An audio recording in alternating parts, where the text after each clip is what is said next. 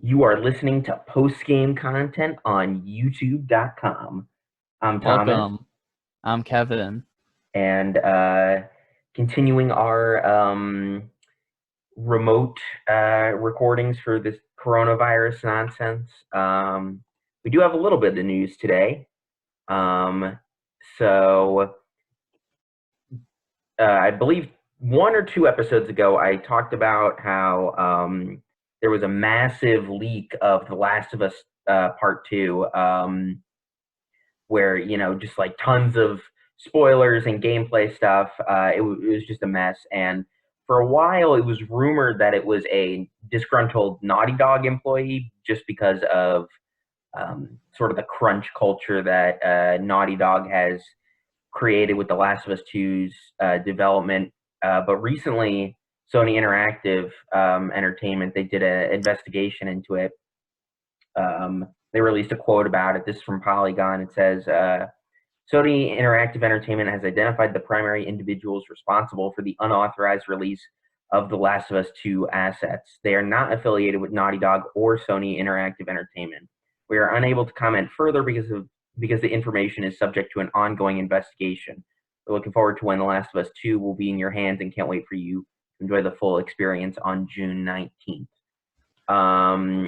So yeah, there's just an update on that. I don't really I know exactly what to add to that. I know exactly what to add. I saw I saw a tweet where it was like it was by what is it? I think Hard Drive is what it's called, but it's Mhm. effectively The Onion but like gaming. Right. Um and they posted a headline that said Sony fans are disgruntled that the Last of Us 2 leaks aren't Sony exclusive.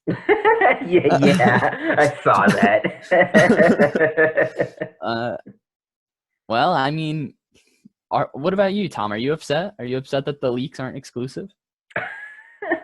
I have a PS4, so I'm okay. I do not like the fact that it was leaked in the first place, but thankfully I have avoided spoilers.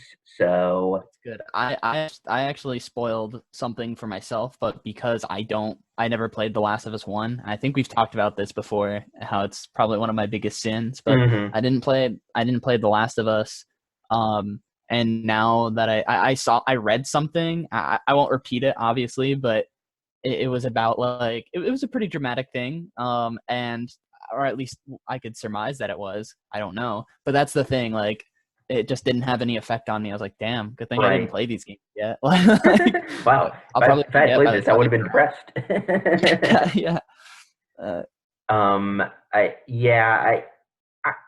based on all the trailers and stuff, I have a general sense of where they're going with this.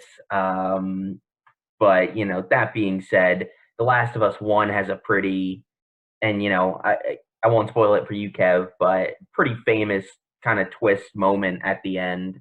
So who knows? They might pull something similar when it comes to The Last of Us Two. Um, Maybe. but yeah, did you have a news item for today?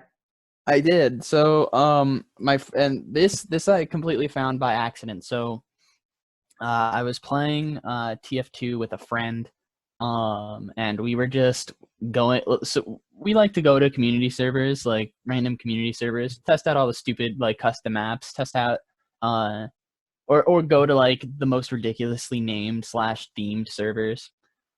So the other day, we went to a server called the Furry Pound. I'm not gonna get too much into that, or the mechanics that were introduced.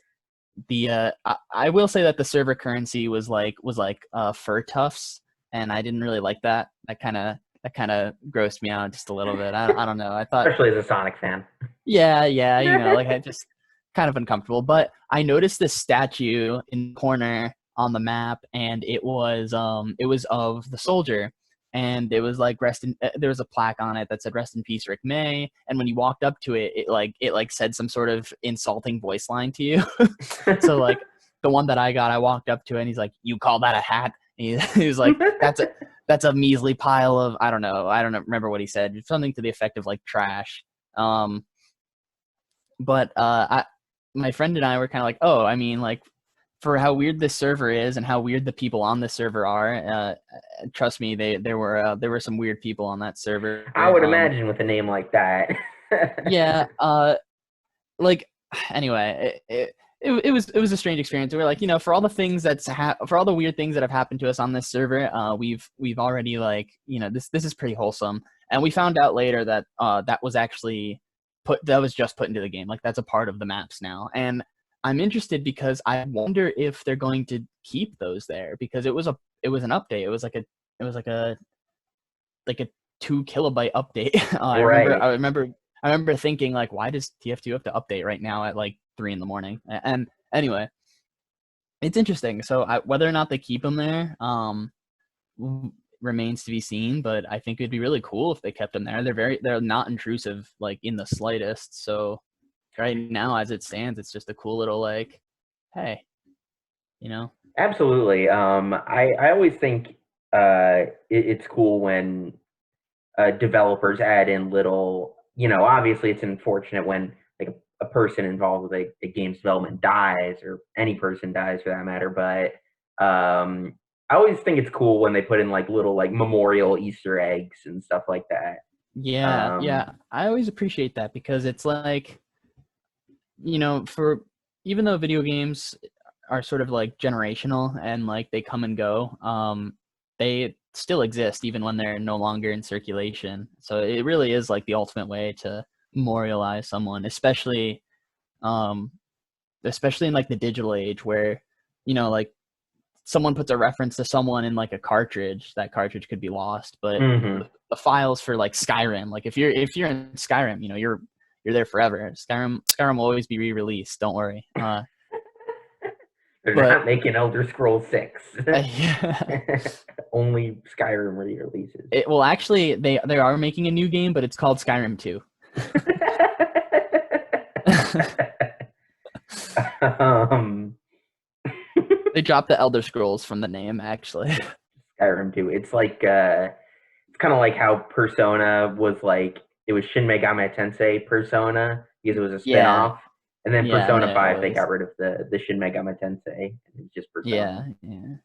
Um, yeah, yeah. Well, that's a really nice, wholesome story. The last thing I had was,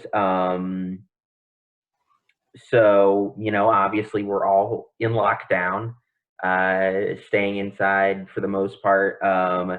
So what Sony has done is, they have released 2 games for free, on PS4 consoles, and these are not like little bargain bin games. They released Uncharted, the Nathan Drake collection, which is Uncharted 1, 2, and 3, and Uncharted's then awesome. Journey as well. Whoa, Journey. So, I mean, yeah, until May 5th, you can pick those up for free. And I mean, definitely jump on those when you can, because those are both really great games, especially the Uncharted collection, which is just, I mean, that's some bang for your buck right there. Yeah. The Uncharted series is really cool. It was like one of the first um games that I remember like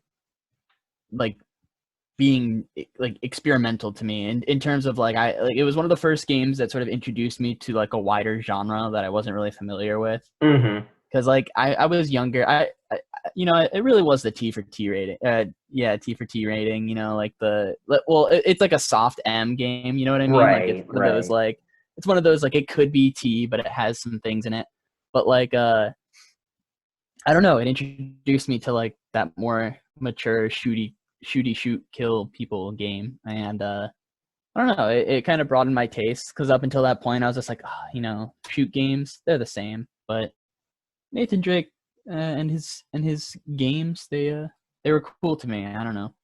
Definitely, yeah. I don't think I have the same attachment to Uncharted that a lot of people do. I think, because I had played a couple of shooters before I had played Uncharted, but definitely, I mean, I Yeah. admire the artistry.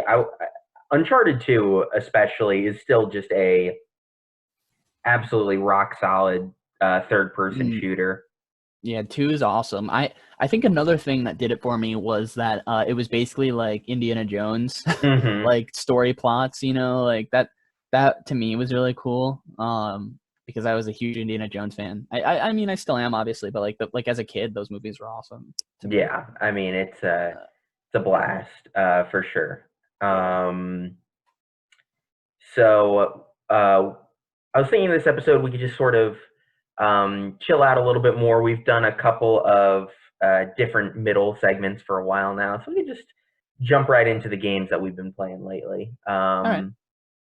I have All right, so I think I'm gonna save my particularly weird one for last.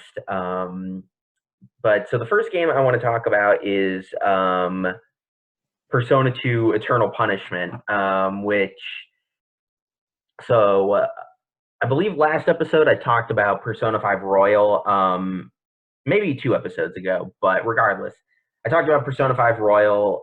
I have since finished that game, including all the exclusive content and like just some quick thoughts on the third semester. I think the third semester of Persona that Royal adds is probably one of the best Persona stories. I think it does such a good job of um, expanding on the plot of Persona 5, interesting, raising some interesting questions. I love all the designs of the new personas. The new dungeon is really cool to explore, just atmospherically. I mean, it honestly, it's like it's like 20 hours. So I definitely think that even if you have the original Persona 5 Royal is worth a purchase. But so because Persona 5 Royal, the third semester adds a lot of content that's very reminiscent to classic Persona. Like it messes around with cosmic horror a little bit, Nice. which is a big theme in the first 3 games. So I went back and I decided, you know what, I'm gonna go and play Persona 2 Eternal Punishment because um, despite how many people love the modern Persona games, 3, 4, and 5, um, it's sort of Persona 2, the duology is sort of considered to have the best story out of all the Persona games. And yeah, Eternal Punishment is um, pretty damn fun. It plays extremely differently to how 3, 4, and 5 play. It is much more of a traditional RPG. But that being said, I mean, there's just a lot of charm to the characters. Even like early on, they just have very cool dynamics, especially the cast of Eternal Punishment, where you've got Baofu, who's a little bit more. He's like a shady, like he blackmails people type guy. You've got Mm. Katsuya, who is a police officer, and Ulala, who is a boxer and slash fortune teller slash Oh, really thirsty. Uh, um, and all the characters just have a really entertaining dynamic, and it's just a very satisfying gameplay as well. Like once you sort of get the ability to create new personas and expand your combat capabilities. And yeah, I mean, I'm enjoying it just as much, if not more, than 3 right now. And 3 is a really good game, so definitely check out Eternal Punishment if you get the chance. for a game that's called Eternal Punishment, it doesn't sound like it's that bad. Um, all right. Well, I'm glad we decided to go the route of just talking extensively about the games we've been playing because I played a couple this week. It was definitely a busy gamer week for the old gamer boy here. But I I played I got around to playing the point and click Blade Runner game, and Oh, interesting. that was a lot of fun. I'm a huge fan of Blade Runner. That's I don't know, Tommy. I think you saw the tweet. I think you replied to it, but I made Hmm. a tweet about Looper or something. It's like the ending of Blade Runner, explain, and it's supposed to be like an open ending end, like an open ended Right. end. Like it's not supposed to be explained, but like but like so I made a joke about that. But anyway, so the point and click game, it's weird because like all the other Blade Runner material has different, like takes place in a different timeline, or not in a different timeline, in the same timeline but a different point in the timeline. So you have the sequel Blade Runner 2049, which takes place in the year 2049, and then you have like some animated shorts like Blade Runner 2020, I think, or like Blade Runner I don't remember the years, but to that effect, basically.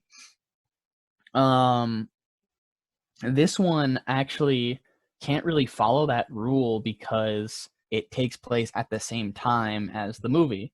Oh, Um, interesting. the the plot actually runs like parallel, and there are a couple points where like the journey of Ray McCoy, the main character of the video game, sort of interacts, or rather intersects, uh, Rick Deckard, played by Harrison Ford, in the movie, that character. So basically, there's a part where Ray McCoy gets like kidnapped by replicants that he's like trying to track down. He's like this rookie Blade Runner. He's like new to the Force, not new to the Force, but new to the Blade Runner unit, basically. Mm-hmm. And he's been sent on this investigation, and basically he ends up getting kidnapped briefly by the replicants that he's hunting down, and he escapes, like he's tied up in a chair and left in a room, and when he escapes he finds out that he was taken to a hotel. And when you try and talk to the manager to like figure out who like where the guys who took you went, he's like, oh, you must be with the other cops, they just left, but if you're here to investigate again, you know where the room is, blah blah blah. And basically you go into this room and it's like a room from the movie, and I don't know, there's a bunch of little Easter eggs like that. And like the idea of the game is that there are multiple mysteries going on that you can solve. But in my first playthrough, I didn't manage to solve them at all, like any of them conclusively.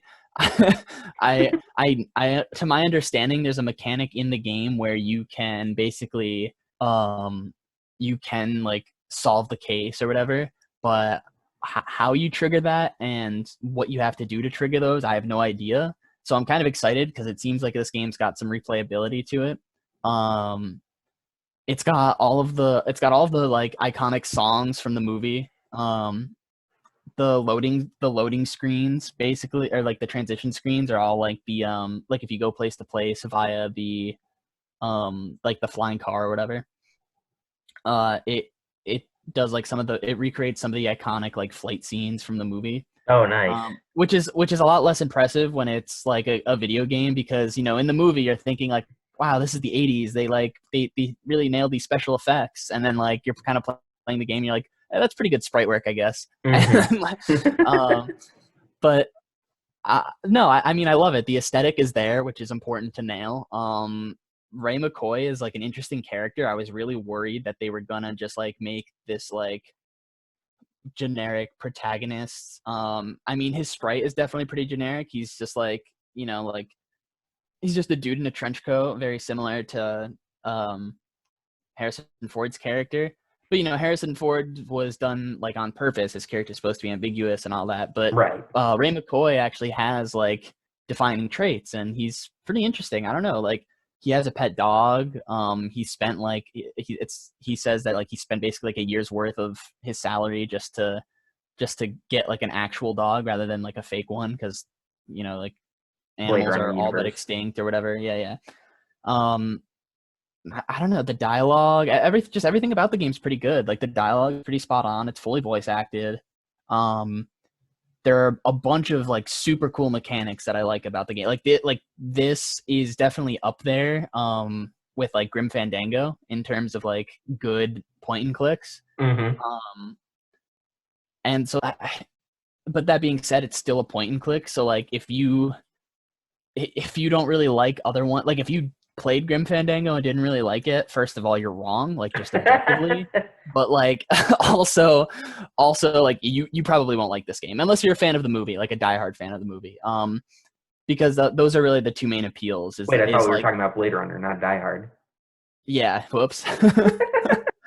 um, no, but those are really the main draws. Is like are like the puzzle mechanics and the and the fact that it is just a really good video game adaptation of the movie. I don't know. It's great. If there's like a mechanic where you can put people through the void comp test, like to see if they're a replicant or not. Oh, But nice. like it's interesting because it's still interactive. Because like at first when I was doing this mechanic, I was like, oh well, what's stopping? Like why would isn't this just a cutscene? Because if it's the test, it should definitively tell me yes or no, like regardless of what I do. I mean, like Hmm. supposedly the test like always works, but there's actually like you actually as the player have some sway over whether or not you prove these people innocent or guilty, because you can ask like a bunch of low intensity questions which are um less susceptible to scare the person you're interviewing away, but it's less likely to be an accurate result. So you actually have to kind of balance like hard hitting questions with like the softball ones, because you don't want to aggravate the person or potentially scare them off, because if you mess those up, you can basically lock yourself out of certain endings. And that's another thing, is the game has like different endings. So you solve all the cases, I assume you get a better ending than the one that I got, where I basically like uh drive a car through a train tunnel just to escape like uh well, I won't spoil what I'm escaping from in case anyone decides to play it. But yeah, no, it's interesting. It definitely has a lot of themes from the movie, which I think is super important. um like I said, the music and aesthetic is there, the writing is there, the gameplay for being a point and click, it's there. You do like, there is no hand holding in the game, and I really like the fact that you can beat the game without solving the cases, because it really does like sort of prompt replayability. You play through again, you notice things you didn't notice before, maybe find a new clue. I don't know. It's just it's pretty stellar so far. I might retract that stellar one word review though if I do replay it and find out that there is nothing new that I can do, because I would be really disappointed. But it does appear to be the case. Theoretically, this game is Yeah, stellar. on paper this game is beautiful. No, but anyway, that's the first one that I was playing. Do you want to like sandwich them? Do you want to go? So Yeah, sure. all right. I think so. Well, I guess I got a couple things to say. Kind of sounds like LA Noir a little bit, where it is like an investigative game, and in LA Noir, I mean, it was really hard to not solve the cases, but I think there Yeah, are certain cases where you can not solve them, but like the story still continues on. yeah. Um, and then, you ever play Snatcher? Snatcher, no, but actually, it's funny you mention that, because I have heard of it, and I've been like, it's one of those games that I've always meant to get around to, and just never do. But Yeah, I mean, I think Snatcher is definitely like right up your alley. Like, it's a Hideo Kojima game. It's oh, never mind. No. it very Blade Runner, like sci-fi detective thing. Ooh. So wait, did And you see that thing, by the way? Speaking of Hideo Kojima, did you see that thing where like in, I think in Japan or China, they've actually like made um Death oh Stranding real, basically yes, I saw this. they have like this exoskeleton that like the delivery men can put on their backs, and like it carries it like straight up like how you see uh Funky Fetus Man holding the all the boxes and crap on his back. I just, that I saw that and I was like, this, no way, we're living in the future. Yeah, I know that. There's a bunch of them.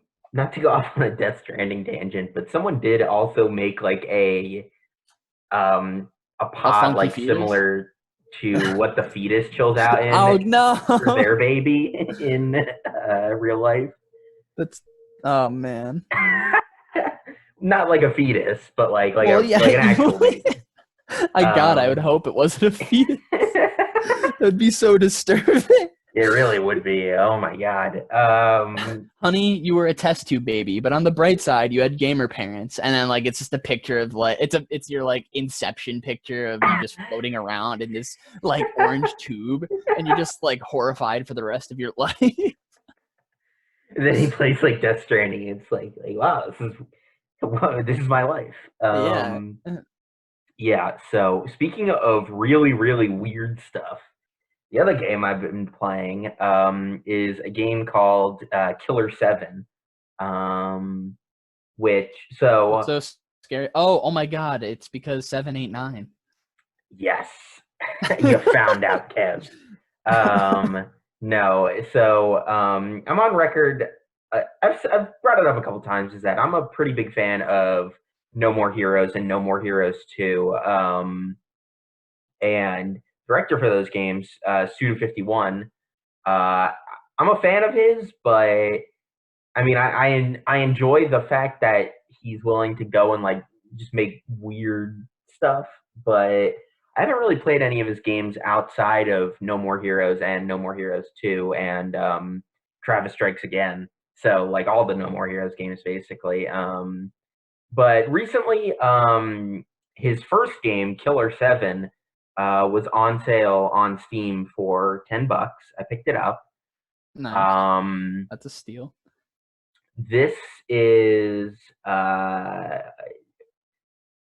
I mean No More Heroes is weird, but like certain parts of it are grounded, everything is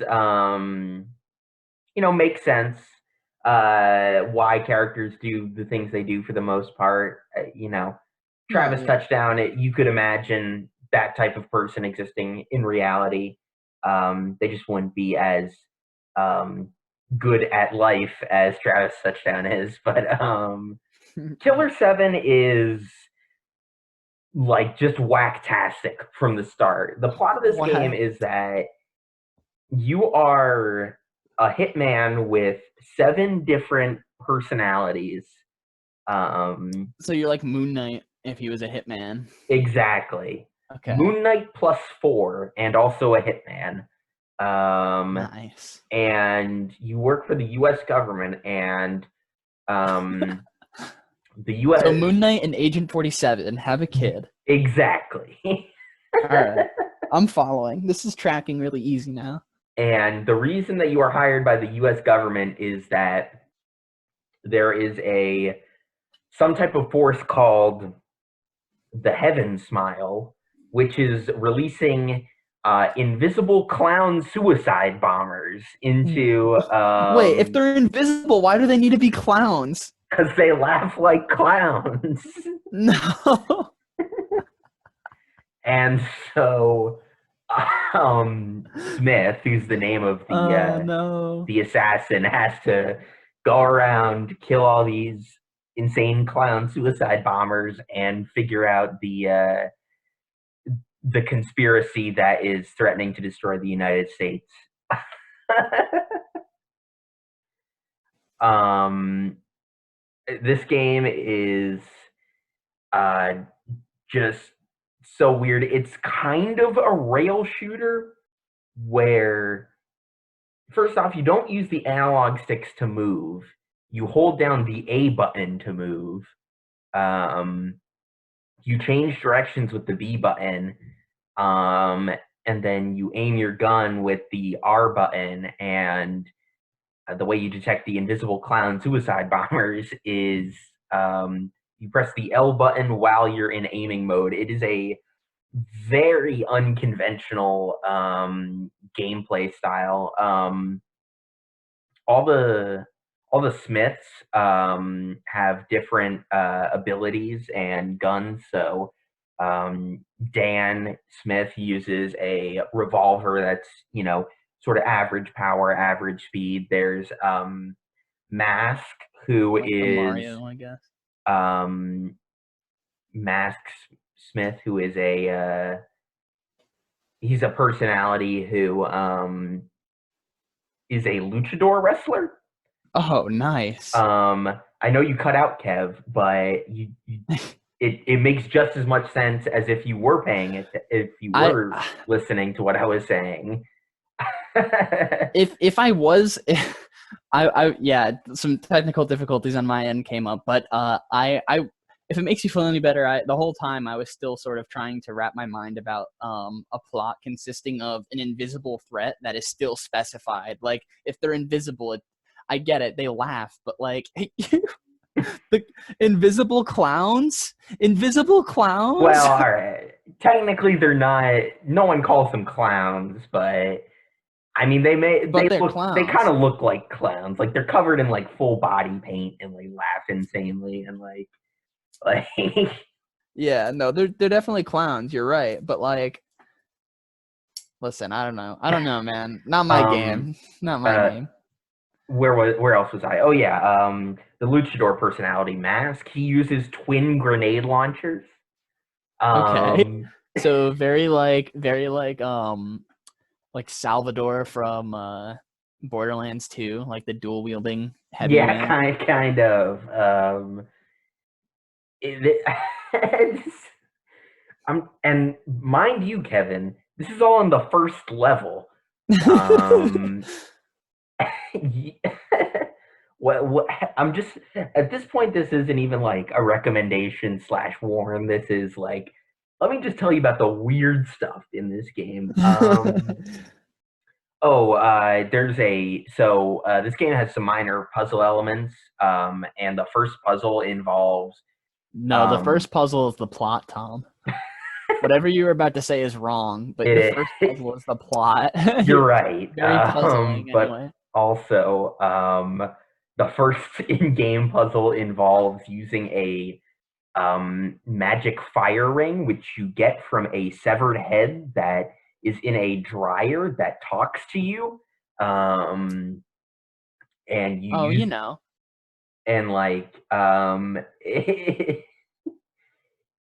you can also talk to ghosts, and if one of the ghosts gives you hints, but only if you shoot the luchador mask that he is holding in his hand. And when you shoot the luchador mask, the mask goes onto the ghost's head, and then he, using both his hands, flips you off Good. perpetually. He never stops flipping you off. Um, That's good. this game is very janky in a lot of places, but I mean, you have to play it The to plot is really one of like them. get the full experience. And it is kind of fun, you know. It's got some light RPG elements. I all the Smiths are really pretty entertaining characters to watch. Particularly Luchador Grenade Launcher Man and Dan, who's I like would imagine. um, and yeah, I mean, Killer 7. If you get it on a discount, definitely pick it up. I well, I don't know how to follow that. speaking of discounts, I guess. Um, I told you about this game pretty much like when I got it because I was going to save it for this episode but I just genuinely had like so much fun playing it with my friends. But I guess this game was out on Switch, but it just recently came to Steam. Um, released on a sale, which is always an interesting move. But Hypercharge Unbox, I had to practice that in my head because for some reason my mouth likes to say Hyperbox Uncharged, and I realize how like depressing that sounds. Hyperbox Uncharged sounds like a dead iPhone. like Yeah, yeah. So Hyperbox Uncharged is is this game where it's essentially like my friends and I have been describing it as like it like this. So you know the Fallout joke where people say it's Skyrim but with guns. You know, like hmm we basically like it's Toy Story but with guns. Um, So the idea is you play as an act blah blah blah blah blah blah blah blah blah blah blah. That's what you do. So you play as an action figure who as the title of the game implies, or which the title of the game implies, you come out of your box and you have to defend like a tower. You use like this little, like you use this little like toy gun that is like modular, so you can add different attachments to the front. The most common one is the basic rifle. You can get like a machine gun, a shotgun, a grenade launcher, and basically you can have like one of those on every slot, or on each of your slots. You only have two. Alternatively, there are miniguns and flamethrowers, but those take up both slots. But there are like specific attachments for those two weapons that make them slightly better and try and compensate for the fact that you only have one weapon. But the premise, I guess, the gameplay is just all like tower defense. Like that's the bread and butter of the game. Like that's like the main event, so to speak. But what's fun about it is like it's super encouraging, or like the game encourages very heavily like exploration of the map. It's like you can find like a lot of secrets or collectibles. You can unlock different customizable or different customization options for your action figure. So you know, instead of just being the generic like GI Joe looking guy, you can be like a dinosaur with a Lego guy head, Oh, and nice. it's just funny. You know, you can do whatever you want. Part of the character customization is naming your character, and you can't just like I really like this because it's limiting, but there are still enough options where it promotes like just boundless creativity.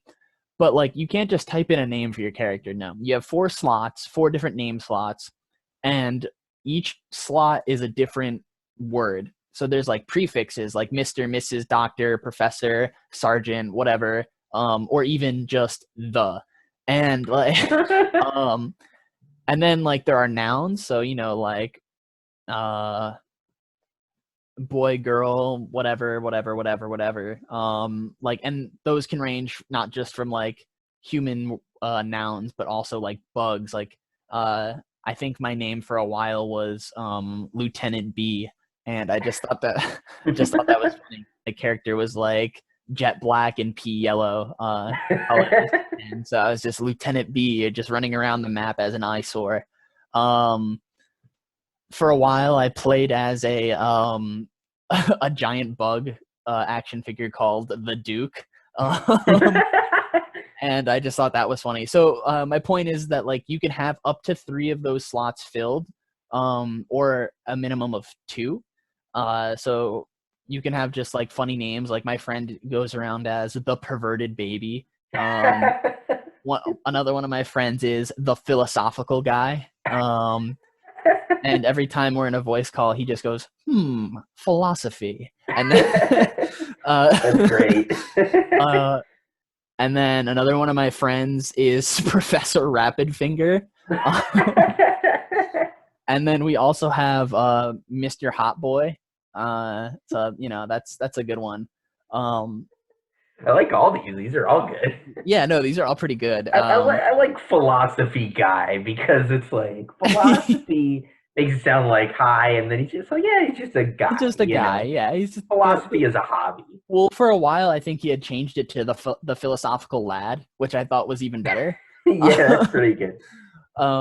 But yeah, it's funny because you can also do like a randomized option for that too, so you can end up with something completely stupid. I don't know. It's great. It's all good fun. The gameplay it is weird because it's very simple in terms of like most first person shooters. It's there's no crouch, like you can't crouch or anything like that. There is a melee option, but at the same time, like the dual the like modules that you can have on the gun, like the dual weaponry, I guess. You can reload one module and then like switch to the other, and the other one will continue to reload while you continue shooting. So Oh, nice. you can set up cool little strategies like that. Like in some ways it's really simple because some fundamental features seem to be missing. Like A lot of first-person shooters include sliding, crouching, prone, whatever. This game doesn't really do that, but at the same time, taking cover is still advised, and finding ways to keep like shooting and attacking. That's another thing. You can melee while reloading, so like that's cool too. You basically always have an option to just it's just high octane. Like you're just always doing something. Um, and then combine that with the fact that like movement just feels so good in that game. It really just makes for a good time. Like the soundtrack is really good too. I feel like that needs to be mentioned. Some of them are kind of like, at worst, the soundtrack is just bland, but at best, like you have a song called Highway to Heaven, which is just a knockoff version of Highway to Hell. And like the band, like it plays during the tutorial, and then it says that the band is like some other combination of 4 letters that isn't AC/DC, but it's I don't know. It's funny, just like the band names, the parody band names, and like the parody like names in general. Like they have like this brand of like Nerf guns, but they're not called Nerf. It's it's the Nerf logo, but instead of saying Nerf, it just says OP, and then in parentheses it says please Nerf. uh, uh, there's one, like I'm not ashamed to admit this. There is there's one gag that like had me laughing for 3 straight minutes, where I was walking around and I realized I was standing on a box and it was like a racetrack. And instead of Moto GP, like Moto Grand Prix or whatever, it said Moto PP, and the track shape was just a penis. Like it was just a and then if you look at the side of the box, it says the track name is called Penn Island, and I was losing my goddamn mind. Like like one of the towers was like exploding, and I was in the corner just wheezing because because I had saw that. But it was like it was the joke came in 3 parts. Like I saw Moto PP, I laughed. The joke came in 3 parts. Yeah. I saw Moto PP, I laughed. I came back to the box. I saw the dick track. I laughed. I saw that the track name was Penn Island. I laughed again. And then I saw there was another box where it also looked like a dick, but it was much smaller, and it was called Flaccid Peaks. And the QR code on the side of the box was a troll face. I like the people who made this game are geniuses. Granted, like when you told me about this game before, I did briefly look it up, but I was like, oh, that's kind of a fun art style, and I was not expecting it to be this dirty. No, it's oh my god, it's absolutely filthy. But I love it. It's so funny. Yeah.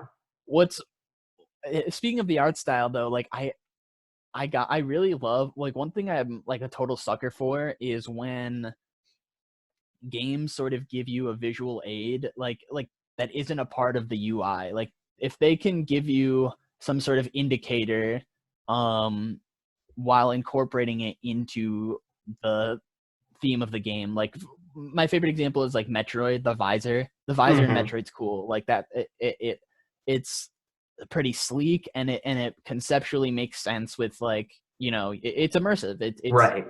Samus's helmet. Dead Space does that too. Well, what was that? Dead Space does that too, where extremely minimal UI. Yeah. Then there's like Splatoon, where you can see the ink in the tank like running out. Like that's cool. In this game, when you're in the build mode, like between rounds to make your defenses around the tower, instead of just like having some sort of UI that like comes up, your character like kind of lifts up their arm like Pip-Boy style, and there's like part of customizing your character is picking which 3 defenses you want to use, and the idea is that your teammates will like help you diversify that. You each only get 3, so you guys kind of work together, share credits, use what needs to be built most, kind of thing. Also depending on the level, like, and what enemies spawn.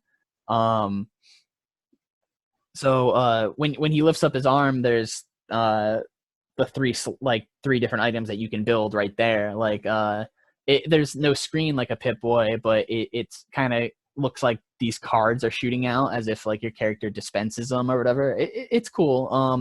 it's small, but it just adds to the charm of this game, which this game is already like exuding charm. It's just it's fantastic. It's fun, especially if you have friends. It's like I think it's $20 normally, but I think it's still on sale. I think the sale ends today actually. Uh so I don't know, who knows, by the time this video goes up it'll probably be over. Who knows? But yeah, I don't know. Good fun if you can get friends to play it with you.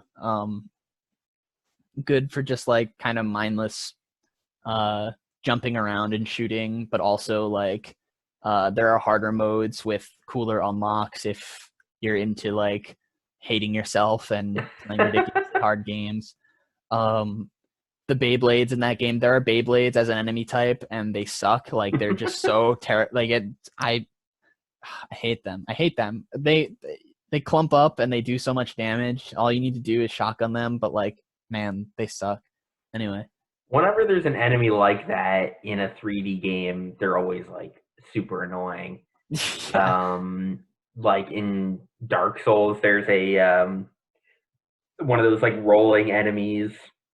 Oh They're yeah, a pain in yeah. the ass, and like I mean, it makes me thankful that like all my favorite Castlevanias are 2D, where they have those roller enemies, but like they're a million times easier to take out just because their range is not that big. Yeah. Um, Probably my favorite enemy type in that game are the little green army men. Because when they mass up, they do like a lot of damage, but you can one shot them with your melee. So so if you can easily stop them from clumping up by just like as they walk in from the like spawn, like the enemy spawn, you just like punch them.